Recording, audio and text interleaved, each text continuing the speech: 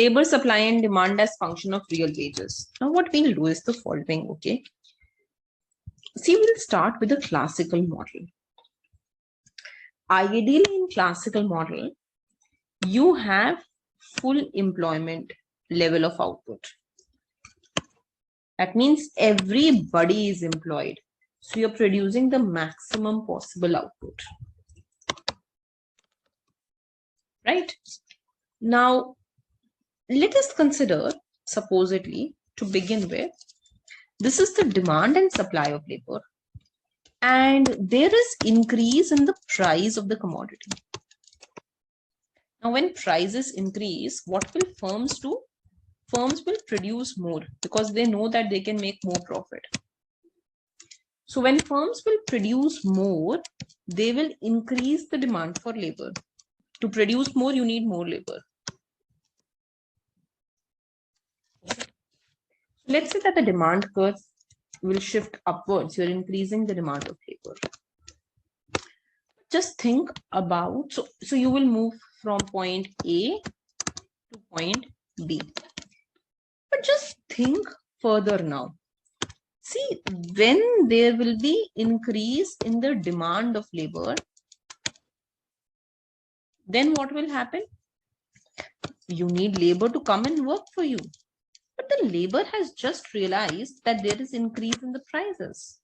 So actually their real wage has started decreasing. They can buy less from their wages. So labor will decrease the supply of work, of labor. This is like this. So imagine that, you know, your wage is 1,000 rupees.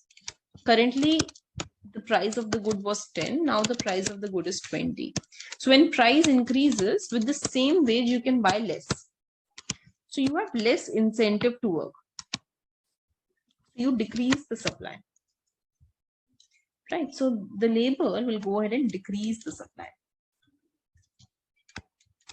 So the supply curve, it will shift backward. Right?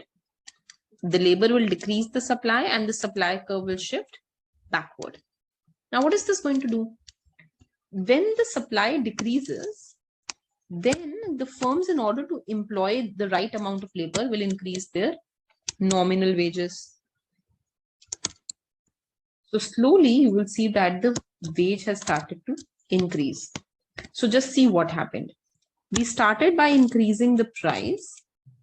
When price increased, the demand of labor increased. This led to, you know, the labor started realizing that the prices are higher. So they didn't want to work at the current wages. So they decreased the supply of labor. When this happened, in order to employ the right amount of labor, firms started increasing their wages, started giving them more wage. But when firms will start giving them more wage, then what will happen? Initially, this increased. Now W will also increase. So the real wage will become constant. So what happens actually here is that you end up employing the same number of labor. Because once you're paying more wages, then the cost of production increases, right? And when the cost of production increases, then the demand of labor again decreases. So you move backward along the demand curve and you reach point C. So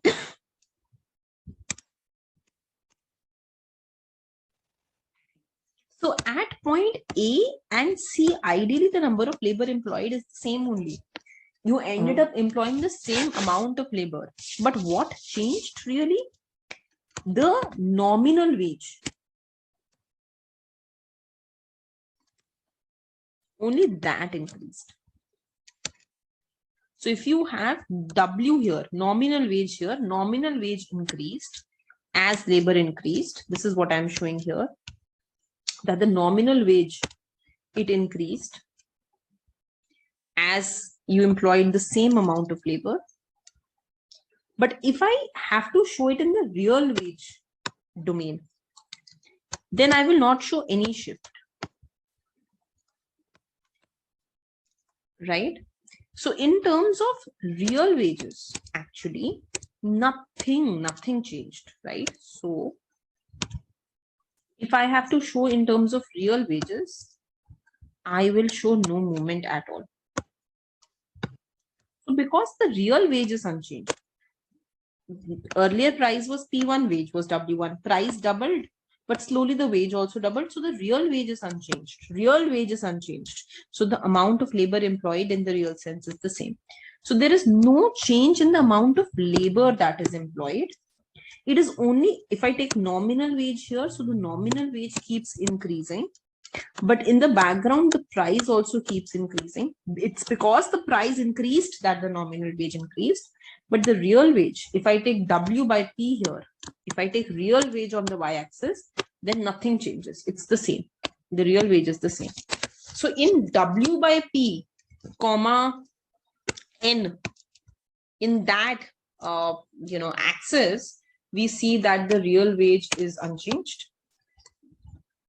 And when we talk about nominal wages versus N, we say that the nominal wage keeps on increasing, but the price also increases. So we say that actually there is no increase in the level of the output, right? There is no increase in the level of the output because there is no increase in the level of the labor employed finally, isn't it? So finally, what is happening is, we can say that there is an increase in the price level. That's the first step. When price increases, firms want to employ more worker. So the demand of labor increases. But when there is an increase in price, then there is decrease in the labor supply. When people realize that the income is decreasing, real income, they want to supply less labor. So the supply curve shifts backward. So increase in P is followed by increase in N, increase in W, sorry, and the real wage remains constant. So you should be able to show this through a cycle also, that there was an increase in P, it caused increase in the demand of labor, but then it was followed by decrease in supply. So when there was no supply of labor and you wanted labor, firms started increasing the wages. But when firms increased the wage, then the cost of production increased. So the demand of labor decreased. So finally, the labor was at the same level and the real wage was also the same, right? So because the labor finally is at the original level only, there is no increase in the amount of labor employed, and the production function, this is determined by the amount of labor. So the output is also unchanged. This is called the aggregate supply curve in classical economics. So we are saying that, okay, there was an increase in prices, but the amount of output, this is unchanged because output is determined by labor, right? From the production function, I know that output is a function of capital and labor. Capital is constant in short run. So output depends on the amount of labor. And I saw that when price increased, nominal wage increased, but the amount of labor employed remained the same. There was no change in the amount of labor employed. So because the amount of labor employed is unchanged, what output will be produced will also be unchanged. So increase in prices only cause increase in wages, but real wage remains constant. So as long as real wage is constant, your number of labor remain constant and output also remains constant. This output is called full employment output. We assume that everybody is employed at this level, so we cannot increase the output beyond this. So let's just read this out. Increase in prices cause increase in wages, but they keep the real wage constant. If real wage is constant, then the labor also remains the same. If labor remains the same, then output also remains the same.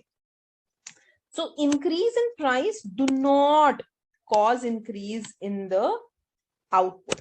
Don't write, you can either write output or it's also called the aggregate supply function.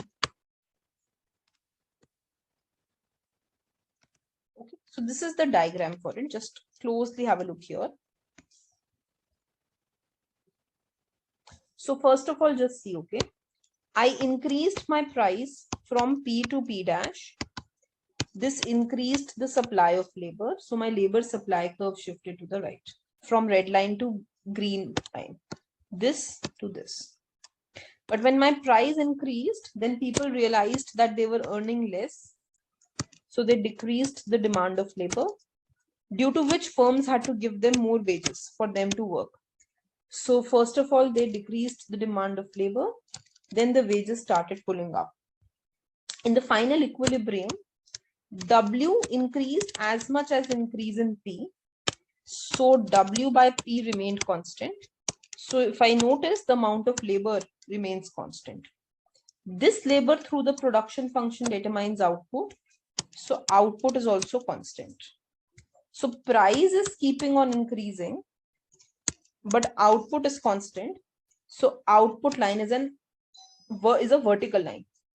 And this right here is my aggregate supply curve for the classical model. This is also known as classical dichotomy. Classical dichotomy. It's also known as neutrality of money. All this just suggests that price affects only nominal factors. So if you notice, when price increased, wage increased, but real wage remained constant, real amount of labor remained constant, real output remained constant. So only nominal factors are affected by price, but real factors are unchanged. Okay, thank you.